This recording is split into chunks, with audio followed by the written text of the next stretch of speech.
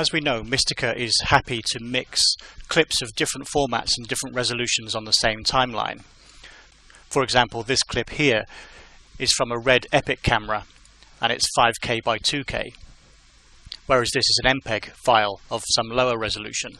In terms of different formats, Mistika just decodes the file on the fly, so they don't necessarily need to be transcoded into Mistika.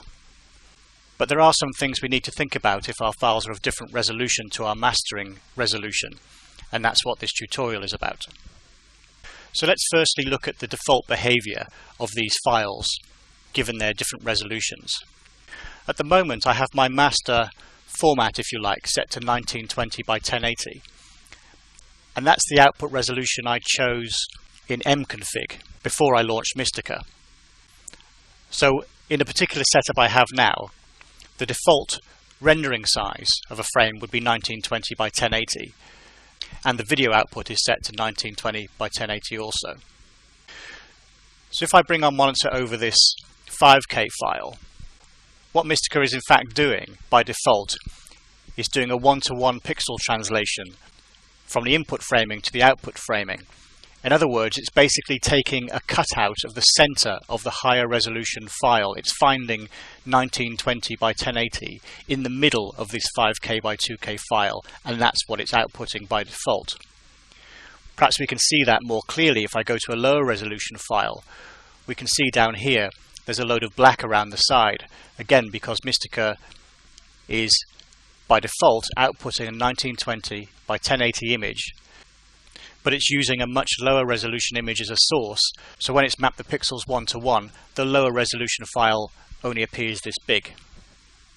To work with and unify different resolutions, there are a couple of different processes, so we'll look at one of them now. Under Effects, there's an item called Framing. So if I select both those clips and hit Framing, if I now double click the higher resolution file, the first thing we notice is the word here scaled. This only appears when you're working on a shot that has a different resolution to your master timeline. And in fact what the visual editor is doing is it's scaling the image, the full resolution of the image, so that it's effectively done a fit to fill.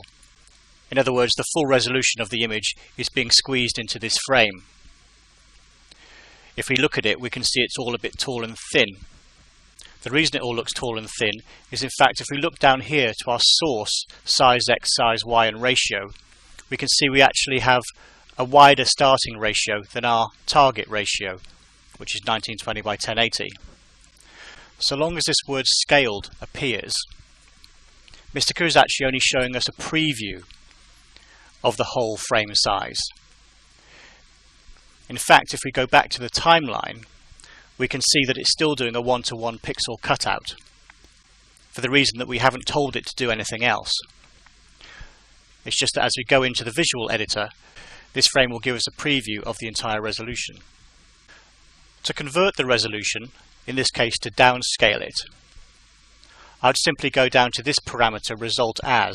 At the moment it's saying result as input. In other words, the output of this framing effect will be the same resolution and aspect ratio as the incoming shot. On the other hand, I could tell it specifically to rescale the shot. So I'll initially choose anamorphic scale to project. So what that has done is it's now affected a rescale. So the image that I'm now looking at is 1920 by 1080. It's no longer a preview of 5120 by 2160, and you'll notice the scale has disappeared. But we're still looking at something that's tall and thin because we've done an anamorphic rescale.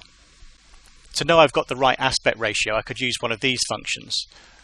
So in this case, for example, I might press Fit X, which, as you'd expect, is working out the right reduction to fit the width of the frame into our target frame, and then applying the same reduction to Y. If we go back to look to see what's happening on the timeline, we can see that coming out of the framing is now the full framing of the shot that we've just decided. If I drop the monitor down, we can see that this shot is still delivering 1:1 5K output until it goes through this framing, and then it's the right size. Now this does open up some possibilities for us. For example, if I placed an effect in here, subject to some caveats, any effect that I put up here will carry out its processing at the original shot size, so it will carry out its processing at 5K by 2K. On the other hand, any effect that I put here will carry out its processing at 1920 by 1080. It depends on the scenario of why you're using framing.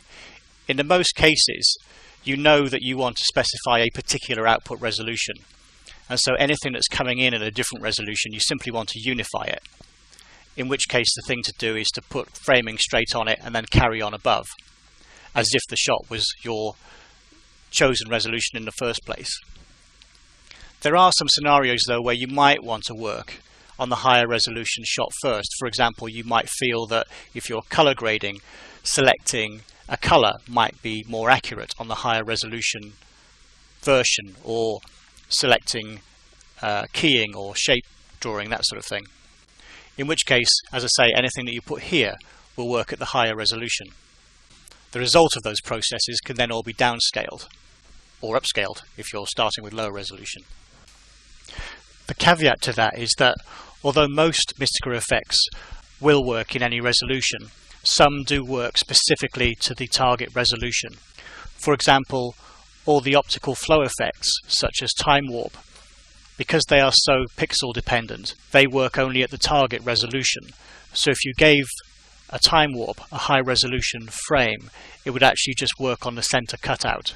Similarly, the vector paint plugin would work in the same way because it's painting specifically at the pixel resolution that the timeline is set to master at. If you do need those effects to work at a higher resolution, of course you just simply set your master timeline to work at the desired resolution, even if you only do it temporarily just on the particular affected shots. Going back into the parameters just to see what else we have here. Obviously we have the standard set of controls, which of course sit on a graph if we need it, if we want to animate anything. And as is quite common with Mistika, anything that's on this side of the control panel are effectively just shortcuts to populate these numbers. So for example, by pressing the Fit X earlier, I'd already populated the Scale X and Scale Y correctly. Likewise, I could set standard crops, so we could see this was a 235 image, or 185, or 43. Or we could set our own crops in there. There's a quality setting here. In the most part, you probably won't need to change from bilinear, but as you increase through these settings, the quality of the rescale will increase at the cost of processing speed. But honestly, there comes to a point where all you're doing is slowing yourself down, and visually it's not getting any better. Mathematically it might be, but visually it isn't. Over here, these are just readouts, so we can see the original source X and Y size and the ratio that would generate, and then the result size. Over here we can specify our crop and our sizes in pixels. Now this is actually quite useful because most of the parameters you'll find over here are either percentages or at least related to the width of the screen. That has a fundamental use, which is if you set, for example, a crop size as a percentage of screen width, then it doesn't matter whether your frame starts as 5K or 2K or 1K, because 10% of the width is still 10% of the width. So that's why most of these numbers are related to the width of the image, so that you can happily move parameters between different shots of different resolutions but get the same result. However, sometimes you do want to specify a very particular pixel setting, perhaps because you know that you're working on a higher resolution frame which later on is going to be multi-mastered to a different shape. In which case in here you can type a specific number of pixels and Mistika will do the calculation as to what the correct parameter in here would read. We also have reset, crop and lock ratio. What lock ratio will do is if you've got a crop creating a particular shape of image and you set to lock the ratio, then if you make any other changes, you can see it's actually making changes to all the parameters in order to make sure that your ratio stays the same. Likewise with the result in pixels. I can make an arbitrary change here, but you'll note that if I do, the image will suddenly jump back. The reason is I had lock result ratio on. So the result ratio is 1920 by 1080. So as soon as I made a change, it reverted back. So if I just go back to fit X, if I take this off, then I've now disconnected scale X and Y, so I can make changes independently. Or I could lock the current ratio, which would keep X and Y in proportion. And of course we have offsets also. So that's an overview of how we work with different resolution inputs to Mistika. You might be aware that Mistika comes in different versions, and those versions, depending on the license, will restrict the output resolution of Mistika, for example to HD or 2K or 4K or whatever. Those numbers only relate to the output size that Mistika will generate. They don't relate to the input size. You can still give an HD Mistika a 4K or 8K image if you want to. And then you would use the reframing parameters to choose which part of that frame, or to rescale the whole frame so that it outputs within the mastering format that you've chosen.